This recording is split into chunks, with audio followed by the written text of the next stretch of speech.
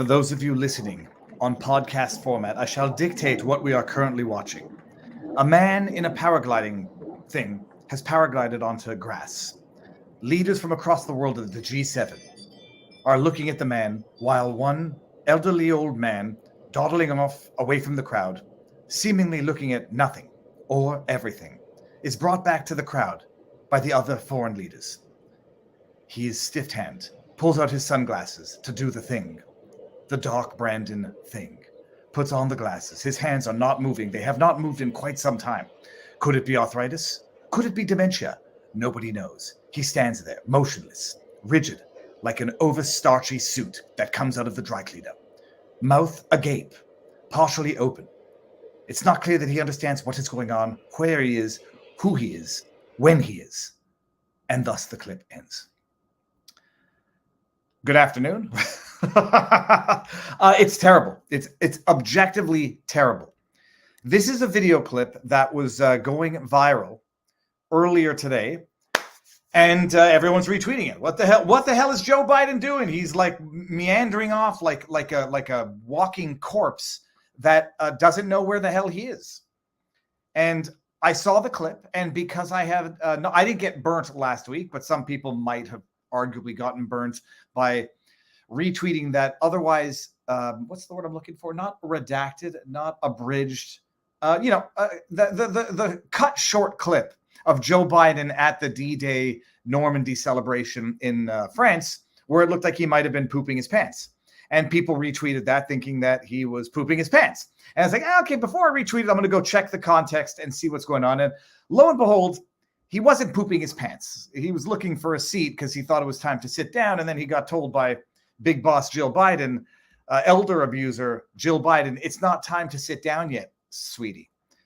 So I see this clip and everyone's freaking out about it, retweeting it today. All of the, the usual folks, once it works its way into a certain cycle, everybody tweets and everybody has their kick at that. I want to say pathetic can, but everybody wants to get a good take on it. My take was I need to find the deeper, broader context because I'm looking at this video and I'm saying, let's play devil's advocate. Maybe there are other paragliders still coming down. I'm not on the right mic. I don't know how that happens. Maybe there are other paragliders still coming down. And so he's looking off in the distance and there's other paragliders. So he's not actually just a total dawdling, demented, senile old man. He's looking at something that the other 8 dignitaries, the other 8 foreign leaders, losers of the highest order, are not looking at. The full clip in context was even worse. Let me bring it back up just for 1 second. The way he puts on his sunglasses, it's like someone is out there, his handler is out there and saying, like the I didn't do it episode of The Simpsons, like, do the thing, Joe, do the dark Brandon. I don't know if he's like, if that's his last memory that he has, like that's his last functioning cognitive capacity to do the thing. Look at this. He walks off. No idea where the hell he's going. Look at the people. Look at these other elder abuse enablers. You got Justin Trudeau, who, as we will talk about later on in this show, doesn't mind putting out of life the mentally ill under the pretext of medical assistance and dying. We'll get there. Look at all of these jackasses. You got the British guy. What's the British guy's name? I'm not going to get it. Sunar? What's the British guy's name? That doesn't matter. I'll get it in a second. You got all of these idiots. And they notice there's a problem. Like this woman right here. Wow. Oh, wow. A guy paragliding. Wow. And then Joe Biden's like, look, the guy behind her. He's like, dude, somebody get this guy, please bring him back. She notices like, oh, where the hell is he going? Looking around uncomfortably. Head nod. Did you notice it? Right here. I think that's a head nod. Can someone get this guy? Can someone go get the guy? Okay, there. Joe, over here. Please, come back to reality. I don't know who that is. That looks like Melanie Jolie, but I don't think it is. You got Sunar. What's his name? Anyhow, that's the video clip. It's then he puts on the glasses. Do the thing, Joe. It's objective, abject elder abuse. Rishi Sunak. That's it. Rishi Sunak. I've said this before, I'll say it again. The Democrat Party, the Democrats, the liberals, and I'm saying capital L, capital D, progressives, they are people who will do anything because the ends justify the means. They will engage in elder abuse. They will engage in exploitation of children. They will engage in exploitation of the mentally impaired, the cognitively impaired. And I'll give you 3 solid examples. One you just saw. Joe Biden, objectively mentally impaired. Objectively, it's just not a judgment. I'm not making fun of old people. My grandmother was diagnosed with early onset dementia. How that happens at 86, I don't know. But she went nearly another 20 years. She was 103 when she died. I know what that face looks like.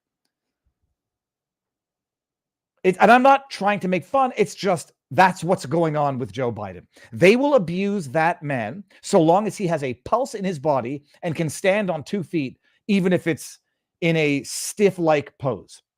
Who else did they exploit while he was going through mental issues? John Fetterman.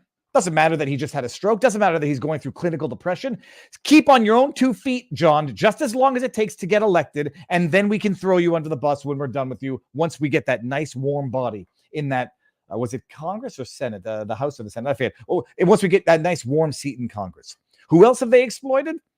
The child, Greta Thunberg, who is also mentally, I have to weigh my words here so I don't get canceled, who suffers from mental issues, diagnosable mental issues. I believe that she's diagnosed as being on the spectrum. A child on the spectrum who can dance like the monkey that they need her to dance like, and they will parade her around and use her as the political pawn that they need her to be used for. Exploitation. So that's the video clip in its longer, broader context. And I think whoever Weekend at Bernie's is the uncynical joke. I have to watch that movie again. Maybe I'll watch that movie with the kids. Weekend at Bernie's, indeed. I mean, it's terrible. I mean, it's something that is so terrible that it's not even something that a cup of 1775 coffee can remedy. Are you a sleepy Joe who has zero cognitive performance, scared of walking upstairs without being worried that you're going to fall down or up? Do you struggle to muster focus and brain power for your basic things in life, such as eating ice cream or riding a bike or kissing a grandkid on the lips? That I won't judge so hard. I had my good friends who did that when they were adults and whatever. Kids are disgusting germ bags, but whatever.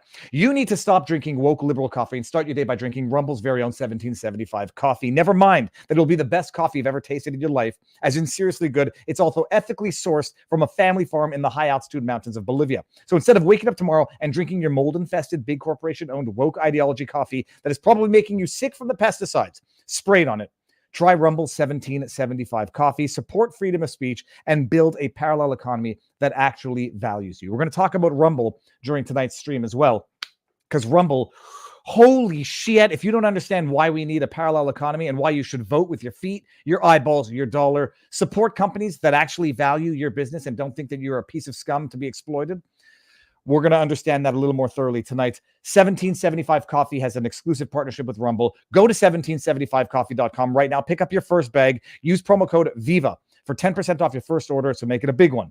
There's medium, dark, peaberry. I take my coffee like I take my women. Dark. That's the old joke, but I actually don't. But I do prefer my coffee dark. I take my coffee like I take myself. Short, stout. Strong, robust, so that you know you're drinking coffee when you drink it. You won't regret it for a moment. Level up your morning routine with a bag of 1775 coffee. Sleep well at night knowing your hard-earned dollars are going towards supporting a freedom-loving company that loves its freedom-loving customers, that values their money, and build that parallel economy. The link is in the description, and it's delicious coffee. Everyone knows the joke, right? How do you take your coffee black like my men? I think it was from, I want to say it was from Airplane. It was back in an era where humor could be funny. Who knows where it's from? Balls of Steel, Hallis Baller. Okay, we're gonna get there. We're getting there right now, actually. Now that you mentioned it, let me just make sure that we're live across all platforms. We are live on the Rumbles. We are live on the Viva barneslaw.local.com. Mr. Mike says, Viva, this is in locals. Admit it. You like your coffee like you like your men. Wait, I like lots of cream and sugar. Too much. I went too far. Who said I went too far here? You should drink the the thing. Sviansis. Okay, there are memes galore in here. I'm going to bring up a few of these because these are just incredible. We have an amazing community at Rumble. Above average, wonderfully humorous, good senses of humor, intelligent, tolerant, and loving. That is our vivabarneslaw.locals.com community. Hold on. There's a better one. Okay, Bill Brown apparently is here we go. This is it. This is the one. I mean, it's not even a joke. This is quality memery. Who said Viva in Viva? So everybody, if you're new to the channel, first of all, I'll say it, my ass is extremely sore. I drove yesterday. What is that? I don't know, like 500 kilometers. Is it more than that? I think it was like 600 kilometers. I drove from the southeast side of Florida across the wang of the panhandle that is Florida, through Naples, up to Longboat Keys, to the Rumble studio to do an interview with Russell Brand. I was on his channel at noon and he was on my channel at 1:45. And it was amazing. I drove there, left at 6 a.m, got there by 10, had a nice picnic on the ocean. Then I did the interviews. Then I came back. And on the way back, because it was torrential flooding, my wife, who was on her way to Canada, had their flight canceled after sitting on the freaking plane for 3 hours on a disgusting, hot plane with no TV, with our youngest kid.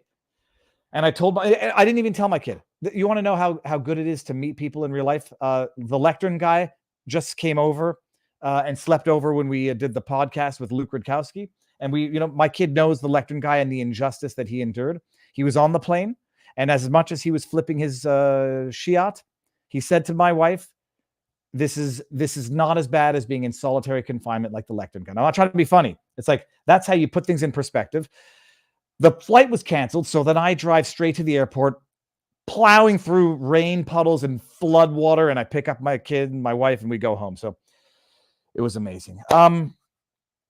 So that's why my butt is a little sore. And then that was like 8-9 hours of driving in one day, which is no big deal because I listened to Russell Brand's Revelation.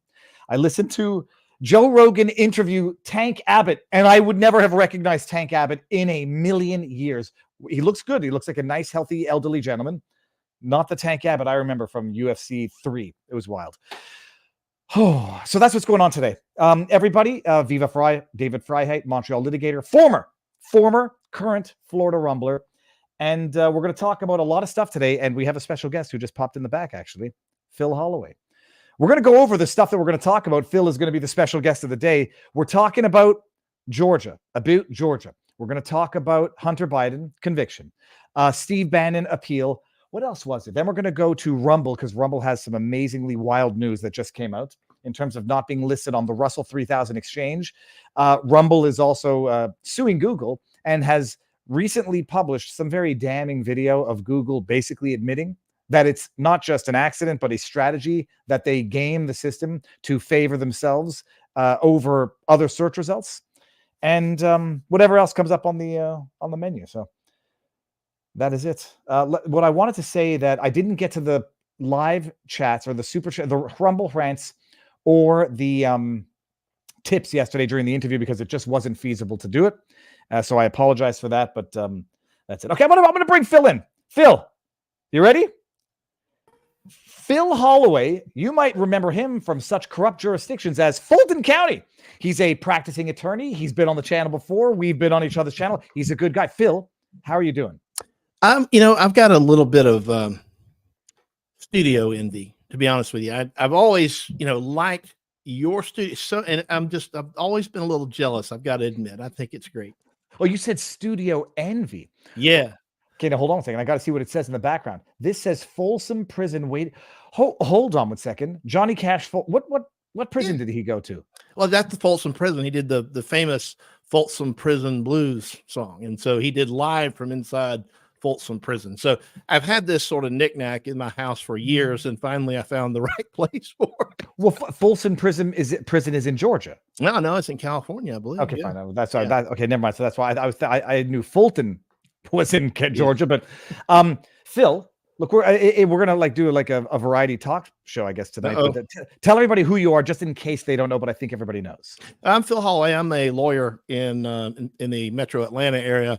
I'm also a LawTube streamer. My show is Inside the Law, and we have, I think, a lot of you probably subscribe to both Viva's show and mine, of course, and others. Viva and I have a very, we're friends actually in real life and in the LawTube space, and we don't like compete, I think, with each other, because your style is very different from mine. Your show is very different from mine. But fortunately for me, I am right here in the belly of the beast in Fulton County, Georgia, where so much of the law craziness is going on right now. It is. Was that you or that was me? Do you have Ring on your phone as well? No. Okay, I got Ring. No, my theory has always been this, and I stand by it. None of us are competing with each other, because we have barely tapped into the market of the awareness at the broadest of scales of LawTube on YouTube, on the interwebs. We're getting there, but the more that there are of quality legal analysis, you bring more people in, and it's the rising tide that literally lifts all ships. And and I can't. You obviously have been doing this longer, and you've got it's a fantastic show. And I was actually watching and listening to you before I started doing this myself. And by the way, you were and Eric and some of the others, were critical in encouraging me to do this, and I really appreciate your help and support. I don't know, I can't see your numbers, how many are in it, but I was like, today I had 5,000 live on my channel at 2:30 in the afternoon, simply because they're so fascinating. I think, look, it's not because of me, it's because I happen to be in Fulton County in Atlanta, talking about the craziness that's going on. People genuinely are interested in the learning about the law, and they don't want to always go to cable TV or anything like that. They like to hear from people like you and I who have some real life perspective, I think, which that sets the LawTube community apart. Well, I mean, it is the Young Thug trial is now turning into the next Rittenhouse, the next Johnny Depp, because when it's live streamed and people can watch it, it provides for amazing insight and entertainment, legal entertainment. And I was just flipping through the live streams today, like the networks that just play it with no commentary, tens of thousands of people watching it. The ones that provide meaningful, insightful commentary, I mean, just need to tap into those markets. But it's turning out to be a wildly interesting case, because not from necessarily even the legal perspective, from the corruption perspective. What made Rittenhouse so amazing was not the law, it was the corruption. It was the malicious prosecution. What made the Johnny Depp so interesting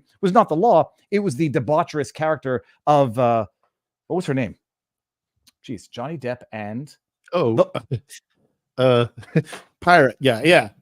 What was the woman? Pirates of the Caribbean there. Johnny Depp. I don't want to look at the chat, but I'm going to have to. Johnny Depp and Amber Heard. Whew, son of a gun! I think I may have gotten Fizbin Goldstein to see it. It was the behavior and the characters and the extrajudicial stuff about it.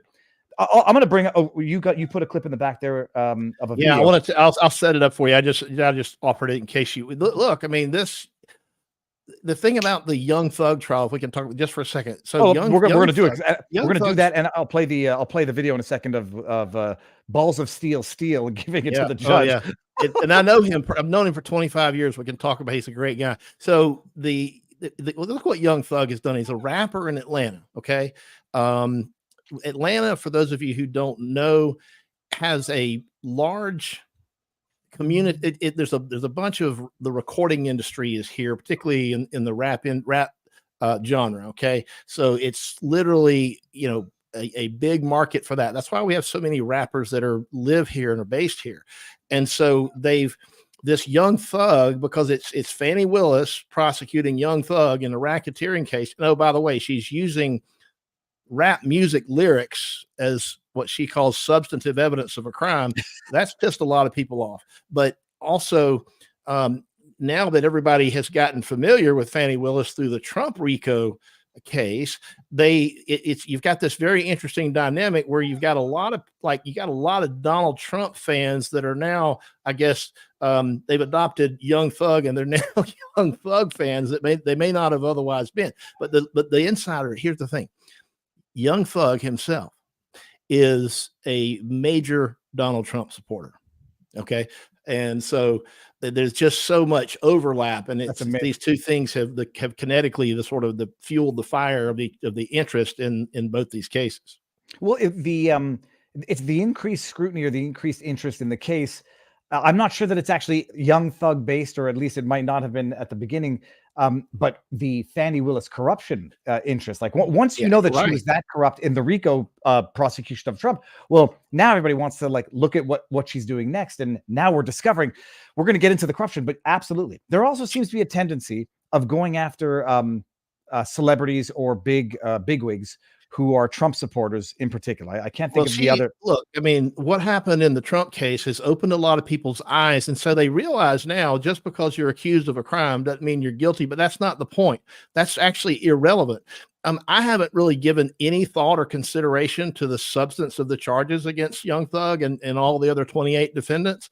And I don't know if they're guilty, and I really don't care, because what this is about fundamental fairness. This is about prosecutors and judges doing the right thing, because when our system doesn't work right for Young Thug or Donald Trump, then it won't work right when you get charged, or when I get charged, or when our friends who are in your live chat here might, unfortunately, if they ever get charged. If they can do it to one, they can do it to all. And so the general public there's a raising of the awareness that the justice system has got to be fair for all people.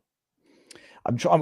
Where the heck is the clip of the balls of steel? Forget minus. Well, I've got it.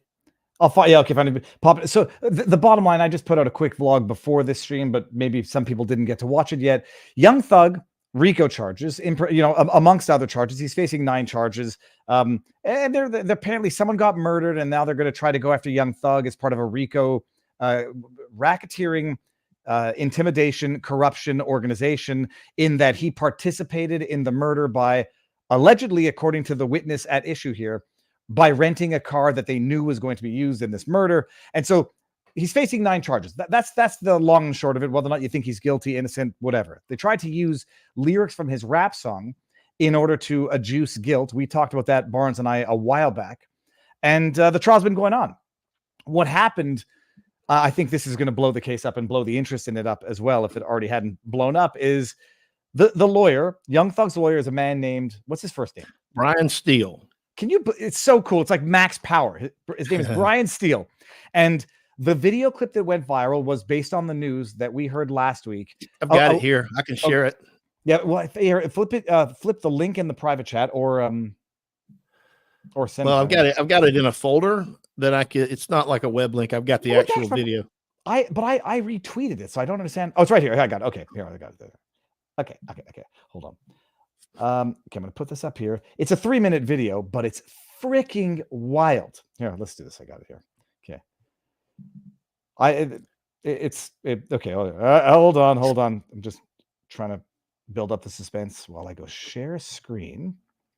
George and X. Here we go. This is it. Oh, okay, whatever. Here. Okay, bringing it up. We'll play through it, and I'll pause it, Phil, and you'll add some insights. So the judge, what's the judge's name? Earl Glanville, URAL. Now, I know that you are a practicing attorney in this district, so you'll weigh your words. I won't, because I may have to drive around Georgia. No, I'm not. Look, I don't know that I'll be welcome down there anytime soon, so I'll give you the unvarnished truth. All right, let's play this, and I'll pause it. For purposes of record. Well, I'm going forward. What I was told was that Mr. Copeland said, and you haven't answered my question yet. I'm not. How did did you answer that question? You're not. No, I will not answer that. Why will you not answer that question? So the question here is, how did the lawyer find out that the judge and the prosecution had an ex parte meeting with the prosecution's star witness, leading witness, whatever? Ex parte meaning without the defense being present. And so I'll flesh out one question first, Phil. The prosecution can meet with their witnesses. That there's no problem about, obviously, right? The prosecution they're not supposed to once the witness has started testifying. But when the witness is not, they can, otherwise they can't. But you can't have this ex parte. It's Latin, one-sided. You just can't have a meeting with the judge just about anything. So it's very, very limited in most states. In fact, including in Georgia. a friend of mine who's a prosecutor is watching us right now, and she loves you, Viva. She just sent me a text message. Hi, Karen. All right, so listen, you can't just go in and have a one-sided conversation with the judge. You've got to have all relevant parties there. And so what's happened is Steele, rightly so, is confronting the judge because he just found out that the prosecutor was back there with her witness and the judge, and they were essentially talking about well, not only the case, but the witness wanted to take the fifth. And according to, and look, I did a whole stream on this today. If anybody wants to check it out from earlier today, I went through this motion to recuse the judge that lists like verbatim the things that happened back there. And what they're alleging happened is that the judge pulled out the statute on perjury and said, look, this is what they're going to do to you if you don't cooperate and you don't testify the way they want, and this sort of thing. And he's basically, and by the way, if you want to take the fifth, I can hold you in jail, not until just this trial's over, but until the remaining 12 defendants. And this case is going to go on for years, but they were saying we've got 12 more defendants that we can try, and we can hold you in jail until all those cases get over too. So basically they're allegedly intimidating this witness, saying you're going to be held in jail almost indefinitely if you don't testify the way the prosecutor wants you to. And so because people get confused a little bit as well, but they'll trust it more coming from your mouth. Prosecution can meet with their witnesses. They can prep their witnesses. Once the witnesses started testifying and they're under oath, they cannot correct or not coerce, but they can't correct or guide the testimony. Yeah. That's unlawful. Yeah, they're not supposed to do that. The prosecution, as a strategic decision, can decide to give immunity to people. It's not the judge's discretion to do that. So the prosecution allegedly gave this guy immunity to testify. Yeah, but they didn't give him federal immunity. He's a felon with guns, and that raises lots of potential federal charges. And so they gave him state immunity, but they didn't give him federal immunity. So when he first started testifying, his lawyer said, look, you need to take the fifth because you're not fully protected here. It's the same advice I would have given. It's good, solid advice to a witness like this. But the judge threw him in jail anyway, saying if you don't, if they've given you immunity, you're going to have to testify. You can go to jail until you get ready to testify. I mean, it's wild. So he started testifying Friday, then he took the fifth and apparently aggressively took the fifth. The judge didn't take kindly to that because this is the star witness to tie in the RICO charges against young thug. Now, the meeting took place presumably with prosecution. Was it Fannie Willis herself or another prosecutor? The allegations are from the motion to recuse that I went over today.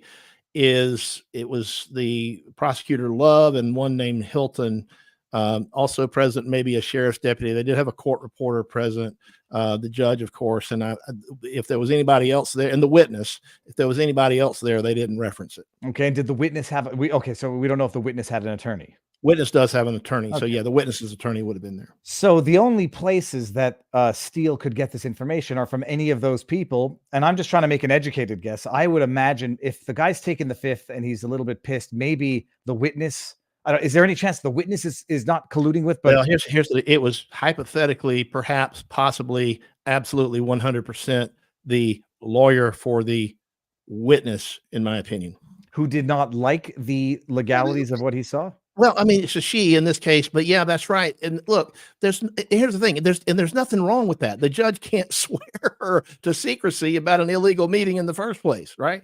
So there's nothing wrong with telling the defense counsel, Viva, what happened back there in this meeting. And that's part of what's so frustrating about this is the judge is seeming to act like this is the Lindbergh baby kidnapping or something. He's going on this witch hunt, the Captain Queeg with the strawberry kind of thing, where he's just on this mission. He's gonna find out who leaked his secret ex parte meeting, just come hell or high water.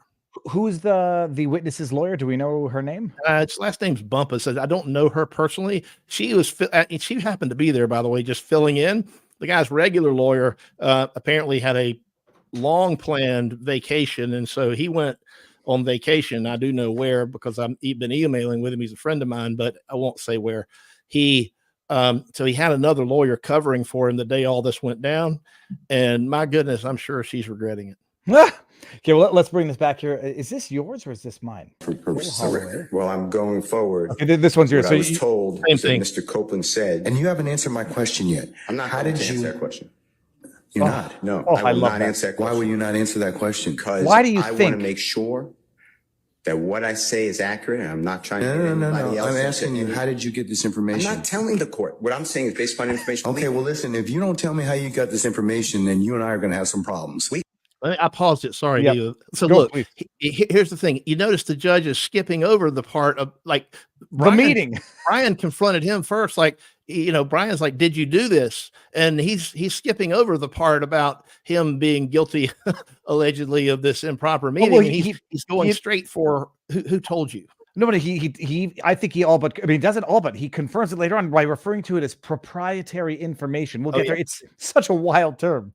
You can have his. I have problems right now. and Okay, I'd like to I know. continue. Look, I don't want to know about your problems. Okay, at this point in time, all I'm asking you at this point in time is, how did you come upon this information? How If did the you case come gets upon- reviewed, the record's going to be available for our appellate court and for whatever reason. But it's disturbing that how somehow you have surreptitiously gotten information in That regards illegal to the court's information. private ex parte conversations with a party. He confirms it. Yes. A witness who was sworn in Friday. The court's telling. This is what I was told. If this is not true, not true. This court Mr. Steele, handed ask Mr. me. Copeland. Tell me how you perjury. got. Tell me how you got the information. Listen. No. Tell me how you got the information. Then we can go ahead and go. So I can forward. go put the other lawyer in jail. What I'm going to say is this. I was told, and I hope this concerns the court. It I was concerns me that you have proprietary information. Proprietary or information. that you should not be having that was ex parte. Why? With a party. Why? State of Georgia. How about the witness? How about Mr. Copeland, who supposedly announced he's not testifying and he'll sit for 2 years, and then supposedly this honorable court, Okay. or excuse me, let me rephrase that. This court supposedly said, I can hold you until the end of this trial. Ms. Hilton supposedly said, actually, all of the defendants and then all 26 people are disposed of. If that's true, what this is coercion, witness intimidation, ex parte communications that both we the have a judge constitutional right and to the be present prosecutor for. want a So conviction. I understand that you're upset towards me, but I don't know what I did. Mr. Steele, I I'm doing still what want to know, everybody should how do. did you come upon this information? Who told you? What I want to know None of is your why effing wasn't I business. there? Why, sir, I'm going to hold you in contempt if you don't tell me who the. I'm not- Pa- I pause want- it there, Tell Phil. me Pause who it this there. I information don't was want to come be held in from. contempt. Well, I'm not then- answering that question. What I love That's is like, attorney-client privilege information. why I am not wasn't answering- I Attorney-client privilege. Unless you were in my chambers, that's the only way you can figure out. I am I telling tell you you- what, I'm going to give you 5 minutes. If you I'm don't gonna give tell you me 5 who minutes. it is, I'm if gonna you don't tell me continue. who it is, I'm going to put you. But let me- I'm going to put you in contempt. In jail. I Because understand. look at that the is not look at attorney-client the privilege. bailiff coming there. Attorney work product privilege. Security. I am not. How did you get that information don't supposedly answer from my chambers? Did somebody tell you? I am not. You should have told me. Oh, You got 5 minutes. For me to know and you to I find want out. to continue. You got 5 minutes? This is what I was told. Mr. Copeland. And listen to what he says here. Don't take my notes. That he admitted to killing Donovan Thomas. listen now. And don't take my notes. No. don't take my notes. The cop is coming, smacking on the table. Don't take my notes. And did you see the prosecutor telling the court reporter to stop taking it down? I did not see that. Bring that back. Just at the very end? Yeah. It's like in the last couple of seconds. Hold on. I can do that? Okay, here we go. No, you're doing that. Okay, go. Oh, Admitted to killing Donovan Oh, Thomas. my And goodness. Don't See take that? my notes. No. don't take. This is corruption of. First of all, okay, so the judge found him in contempt, ordered him to spend 20 days in jail to be served on the weekends. The guy said, if I'm going to jail, can I go to Young Thugs jail so we can prep on the weekends? And he said, yeah, I'll think about it. Get this dog's wet and smelly. That was vacated, or how do they refer to it? Overturned. The Supreme Court stayed it. The Supreme Court of Georgia. There was some. I'll spare you the details. There was some confusion about whether it should go to the Supreme Court or the Court of Appeals, because murder cases go directly to the Supreme Court in Georgia, and one of the defendants somewhere in the indictment has a murder count, and so. But even though this is an ancillary collateral thing, it was the motion, emergency motion for a stay and for a bond, a supersedious bond, was filed in the Court of Appeals. Court of Appeals transferred it to the Supreme Court. The Supreme Court said, well, we're not sure we're supposed to have it either, but we'll keep it since we do know that we have the authority to do so. We're going to do it anyway. We'll just keep it, send everything here. And oh, by the way, Mr. Steele doesn't have to go to jail till we sort this out. So the Supreme Court, I mean, I predicted it was going to happen in 24 hours. I think it took 36. And what's going to potentially happen to the judge? I mean, this should be immediate ethics review. Yeah, and it's my understanding, I've got it on good authority, the Georgia Judicial Qualifications Commission, which is the state agency that polices judges and their ethics, is already open to file on this. What happens and how fast it happens is anybody's guess. But I think that I think it goes without saying that what the judge did was wrong. I think it violated Georgia's rules on ex parte proceedings or ex parte discussions. There are certain limited reasons why you can have a one side, like if it's related to scheduling. Another example, let's say I'm a court appointed lawyer and I'm representing somebody that's indigent. And let's say as part of my strategy, I'm going to need an expert witness to testify that the police screwed up a crime scene. Okay. And so I need to go to I'm going to need money, public money for my defense for an expert over and above what they're paying me by the hour, what the government's paying me to represent this indigent client. I am allowed to go on an ex parte to see the judge and say, Judge, please sign this order approving my $4,000 for funds to hire an expert witness for my defense because I'm pursuing this particular strategy. That's permissible because the judge has to approve it, and it's permissible because I don't have to show the prosecutor what my strategy is. So there are certain limits to it. So there's some things that you can do ex parte, but very, very few, and none of those exceptions to the otherwise outright prohibition apply. It's amazing. I didn't notice the hand gestures. Someone said, that's also going viral on YouTube or on the social medias. It's amazing. This is why they don't want to broadcast in as much as they can live trials. What we've witnessed is nothing shy of pure judicial corruption. So they want. I didn't know that Young Thug is a Trump supporter. That makes it a little more sense in terms of the viciousness with which they're going after him. All right. Well, I mean, what do we expect? But the next step in this is going to be what? Well, I mean, are they going to ask for? Is Steele going to ask for a mistrial? Would this be sufficient? Oh for yeah, a mistrial? there's definitely there's multiple motions. There's motions for mistrial almost every day. But see, every day something new and crazy happens. There's like a 30-second clip I put in there. This guy here. I don't recall any conversation with Detective Thorpe. I understand you can slow it down, but I'm gonna keep asking you these questions. So, do you recall texting or telling Detective Thorpe that another guy called you and said that those people were just lying? I don't recall. What the? This is the witness that was in the ex parte meeting, and he's still on the stand.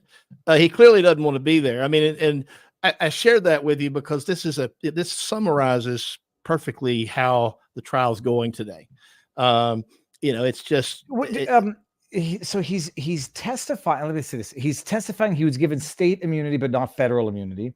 But he is, in theory, testifying against Young Thug. But now he seems to be protecting Young Thug. Well, he's certainly not answering the questions the way the prosecutor wants. She's trying apparently to nail him down on some things he previously said to law enforcement. It goes back to an arrest and that was his some time ago, and he was facing certain charges. And in the process, he allegedly said to the police, "I know about all these crimes and some others that haven't happened yet." And so he supposedly came forward and spilled the beans on Thug and his alleged gang. And so his credibility, though, is, well, it is what it is. I mean, he's a convicted felon. He's got plenty of reasons to lie, but now he's backing up, and the prosecutor's saying, well, he's backing up because he's afraid of those people. And by that, the defendants are saying, we got nothing to do with this. He's just a squirrely guy. I mean, you just don't know. He's all over and the jury is having to sit through all of this. And by the way, the trial is, some people said it might take until 2026 or 2027. They're not even halfway through with the witnesses, I don't think. It took them almost a year to pick a jury, or at least maybe it was a year. Shut up. And then they have 12 others still to go. Oh my goodness. Fannie Willis and her giant RICO cases that the court can't digest. Well, Fannie did not get reelected yet. She's up in November if she's still in good standing. What's you're deeper in the weeds on this. The ethics complaints that were initially withdrawn. Is she facing any current ethics challenges? Oh, yeah. I mean, as far as that, yes. I mean, I know of a couple that I know of that have been, but I don't know the status. And the state bar takes a while to resolve those things. I don't see that those are going to be resolved in the foreseeable future. The bigger question for her, is she going to be able to stay on the Trump RICO case, or is she going to get booted by the Court of Appeals? My money is on her being booted. I think that I did a stream on this too, where I looked at the 3 judges on the appeals court panel, and they come from pretty red parts of the state. So assuming politics plays a role in this, but of course we know politics never plays a role. But anyway, if it does, she's definitely flying into the headwinds here. I think that the odds are better than 50-50 that she's going to be booted from the case. And then if that happens, what we don't know is, are they going to dismiss the indictment too? Or is it going to be an indictment without a prosecutor? Well, yeah, they'll try to find another prosecutor. Well, but they may not be able to. There's a state agency that, first off, that agency has to decide, do they want to find one? And if so, who's it going to be? And no other prosecutor is going to want to touch this thing. It's like, because they would have to start over from the beginning and then decide even if there was even a crime that was committed. So if it went to another prosecutor, it's probably dead as well. I want to bring this one up. Yeah, I didn't get that reference at all, by the way. Not only that I'm Canadian, I don't watch football and haven't watched football in a long time.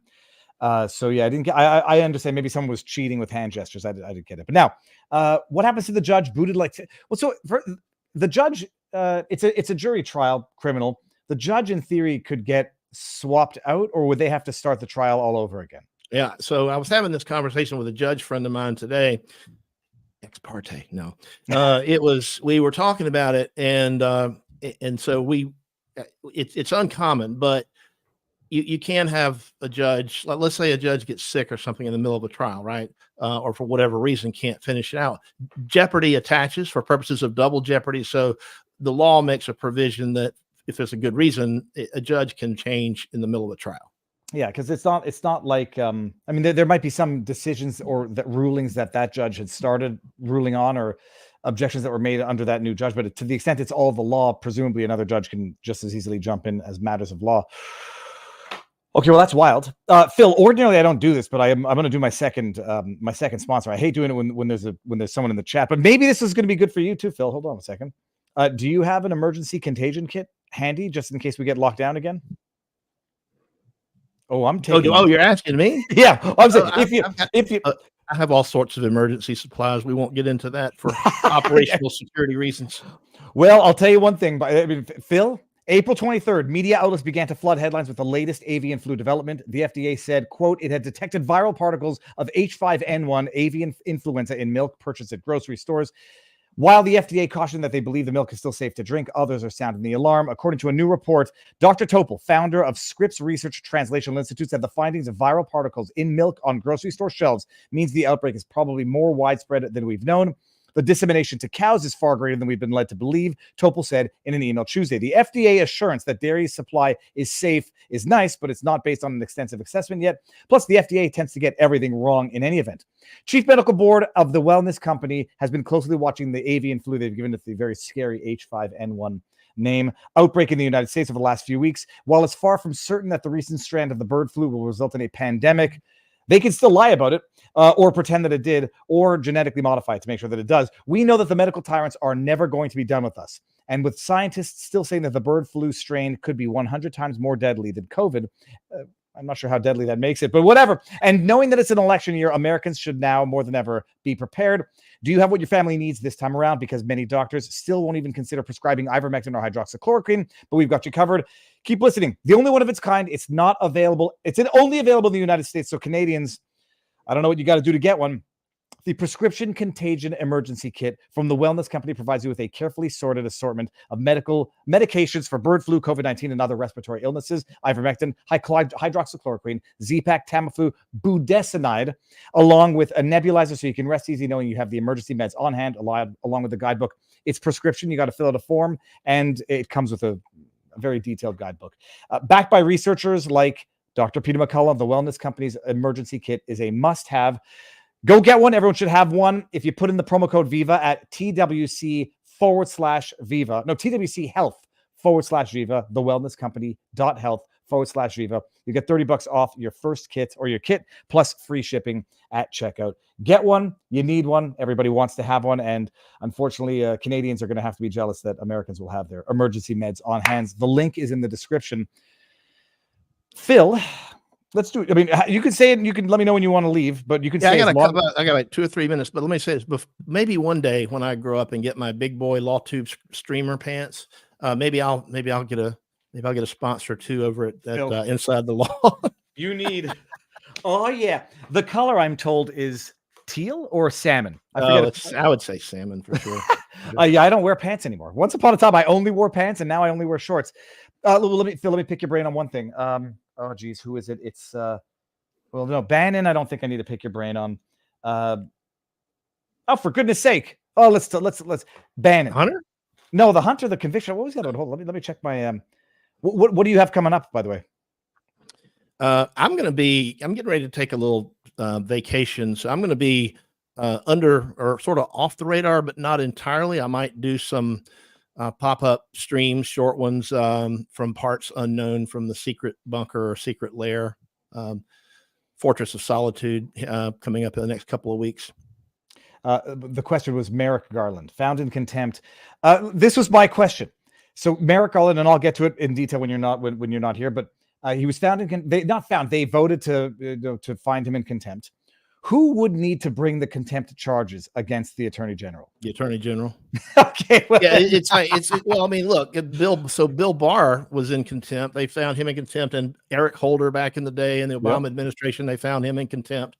And so it's symbolic, but that's really all that it is. I mean, at least with the Mayorkas guy, that it was more than symbolic. At least they could at least send it to the Senate to see if anything would happen as far as the impeachment. But so impeachment is symbolic, but contempt is entirely symbolic.